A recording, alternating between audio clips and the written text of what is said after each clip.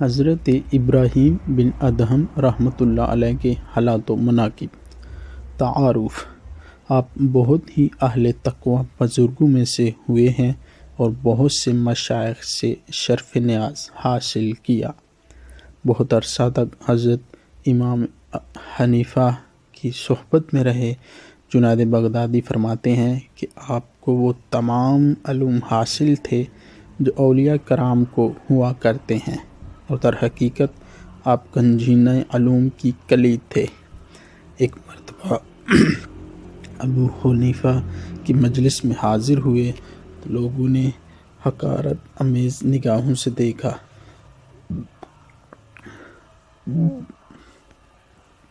لیکن امام ابو حنیفہ نے سیدنا کہہ کر خطاب کیا اور اپنے نزدیک جگہ دی۔ اور جب لوگوں نے سوال کیا کہ انہیں سرداری کیسے حاصل ہو گئی، تو امام صاحب نے فرمایا کہ ان کا مکمل وقت ذکر و شغل میں گزرتا ہے، اور ہم دنیاوی مشاغل میں بھی حصہ لیتے رہتے ہیں۔ سبق آموز واقعات: ابتدا میں آپ بلخ کے سلطان اور عظیم المرتبت حکمران تھے۔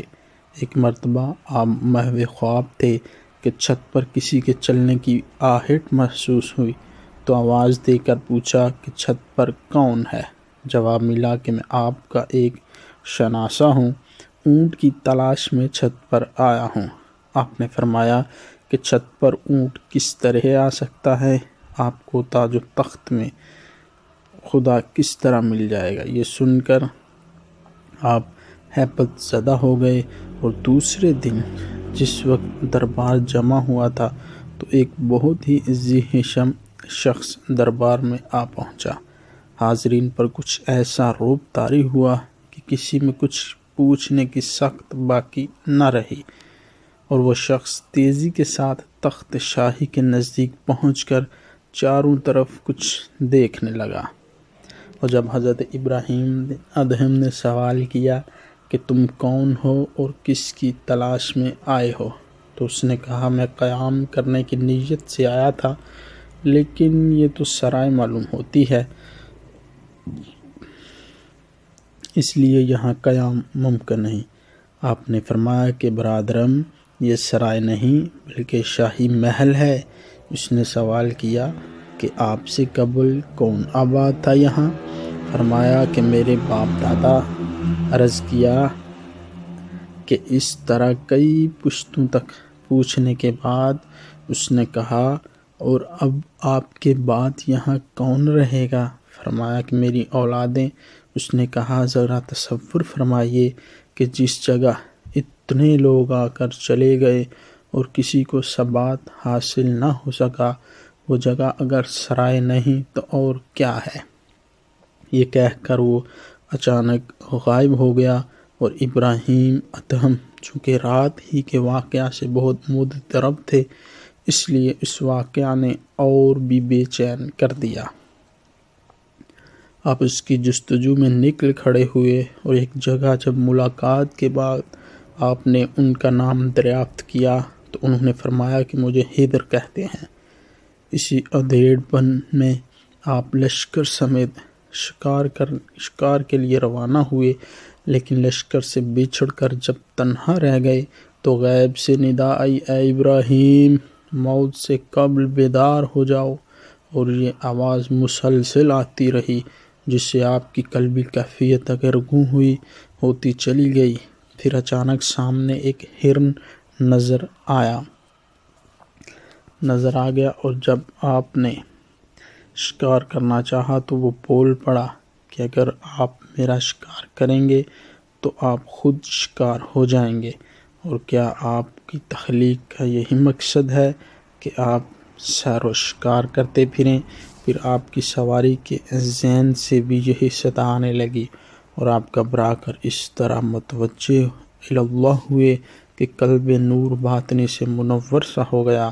اس کے بعد آپ تخت و تاج کو خیر باد کہہ کر صحرا بصحرا گرہ آوزاری کرتے ہوئے نیشا پور کی قرب و جوار میں پہنچ کر ایک تاریک اور بھیانک غار میں مکمل 9 سال تک عبادت میں مصروف رہے، اور ہر جمعہ کو لکڑیاں جمع کر کے فروخت کر دیتے اور جو کچھ ملتا آدھا راہ مولا میں دے دیتے اور باقی ماندہ رقم سے روٹی خرید کر نماز جمعہ ادا کرتے اور پھر ہفتہ بھر کے لیے غار میں چلے جاتے۔ اللہ! موسم سرما میں یخ بستہ پانی کو جس نے برف کی شکل اختیار کر لی تھی توڑ کر نہائے اور پوری شب مشغول عبادت رہے، اور صبح کو جب ہلاکت امیز سردی محسوس ہونے لگی تو آپ کو آگ کا خیال آیا، اور ابھی اسی خیال میں تھے کہ ایسا محسوس ہوا جیسے کسی نے پشت پر گرم پوستین ڈال دی ہو، جس کی وجہ سے پرسکون نیند آ گئی، اور جب بیداری کے بعد دیکھا تو ایک بڑا اژدہا تھا جس کی گرمی نے آپ کو سکون بخشا۔ یہ دیکھ کر آپ خوف زدہ ہو گئے اور اللہ تعالیٰ سے عرض کیا کہ تو نے اس کو میرے لیے وجہ سکون بنایا، لیکن اپنے قہر کے روپ میں میرے سامنے ہے۔ یہ کہنا تھا کہ اژدہا پھن زمین پر مارتا ہوا غائب ہو گیا۔ اللہ اکبر! جب عوام کو آپ کے مراتب کا صحیح اندازہ ہو گیا تو آپ نے اس غار کو خیر باد کہہ کر مکہ معظمہ کا رخ کیا۔ اس کے بعد ایک مرتبہ شیخ ابو سعید نے اس غار کی زیارت کر کے فرمایا کہ اگر یہ غار مشک سے لبریز کر دیا جاتا جب بھی اتنی خوشبو نہ ہوتی جتنی ایک بزرگ کے چند روزہ قیام سے موجود ہے۔ صحرائی سفر میں آپ کی ایک ایسے خدا رسیدہ بزرگ سے ملاقات ہوئی جس نے آپ کو اسم اعظم کی تعلیم دی۔ آپ ہمیشہ اسی اسم اعظم کے ذریعے اللہ تعالیٰ کو یاد کرتے رہے۔ پھر اسی دوران آپ کی ملاقات جب حضرت خضر علیہ السلام سے ہوئی تو انہوں نے فرمایا کہ جن بزرگ نے تمہیں اسم اعظم کی تعلیم دی وہ میرے بھائی الیاس علیہ السلام ہیں۔ اللہ! اس کے بعد آپ نے باقاعدہ طور پر حضرت خضر کی بیعت کی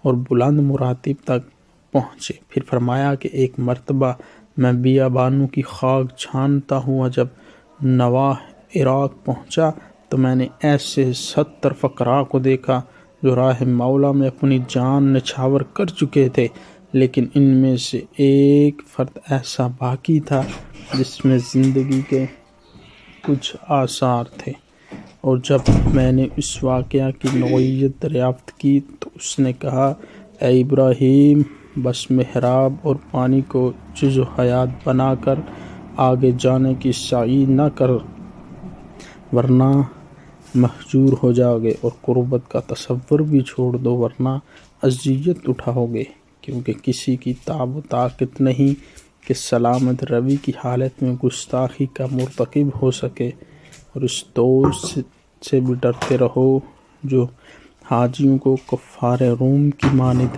بذریعہ جنگ تیغ کر دیتا ہے، اور ہم اس بیابان میں عہد کر کے خدا کے سوا کسی سے سروکار نہ رکھیں گے۔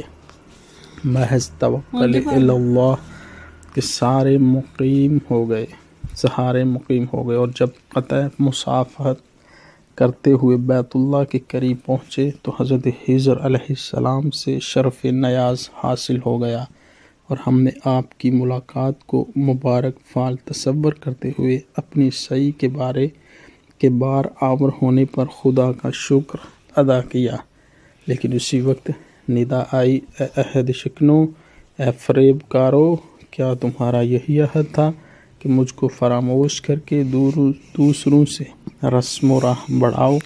سن لو کہ میں اس جرم کی سزا میں موت کے گھاٹ اتاروں گا۔